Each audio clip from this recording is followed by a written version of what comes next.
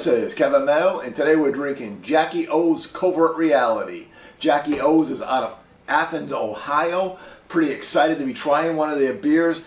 They're not easy to get up here, though I just found it at one of the local package stores or liquor stores to you people who aren't from Massachusetts.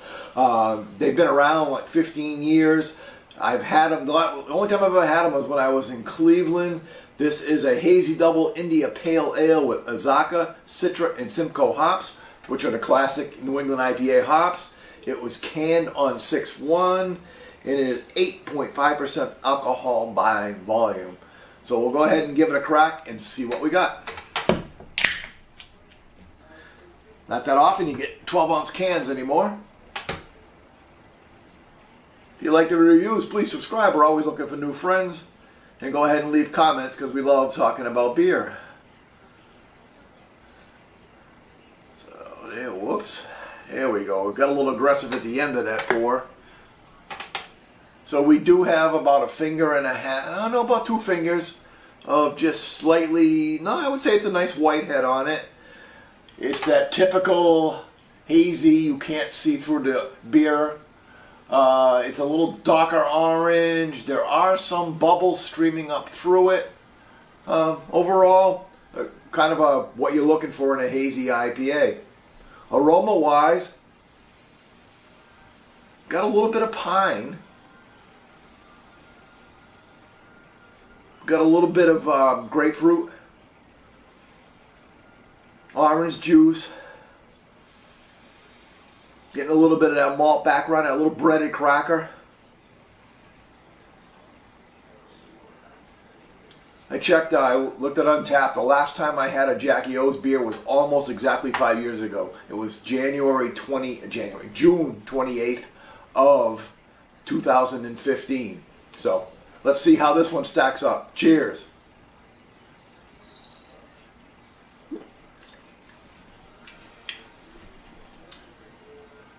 Got orange juice. I mean, I really do. I get like kind of all the way through it. Other flavors waft in and out, but the orange juice is there. Seems a little bit more pungent and a little bit more bitter than some of the classic, I shouldn't say the classic, but some of the things that are all the rage around us here in New England or Western Massachusetts, Connecticut right now. Everything seems to be a little sweeter. This is definitely finishing a little bit more bitter. That being said, I'm not saying it's a real old-fashioned West Coast hop bomb. It's not that. But it does have a little bit of bittering at the very end of it.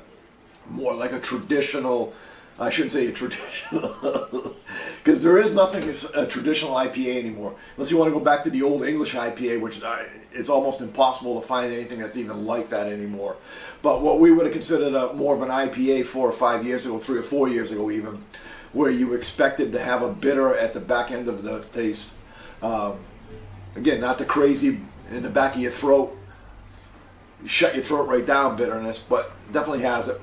That being said, now that I've rambled on for a while, it finishes a little dry. I get a little sticky of the resin on the tongue.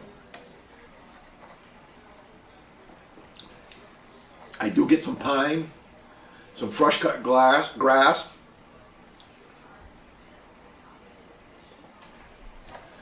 I get a little bit of grapefruit, a little bit of grapefruit rind. Again, I said you got that kind of orange juice flavor going through the whole thing.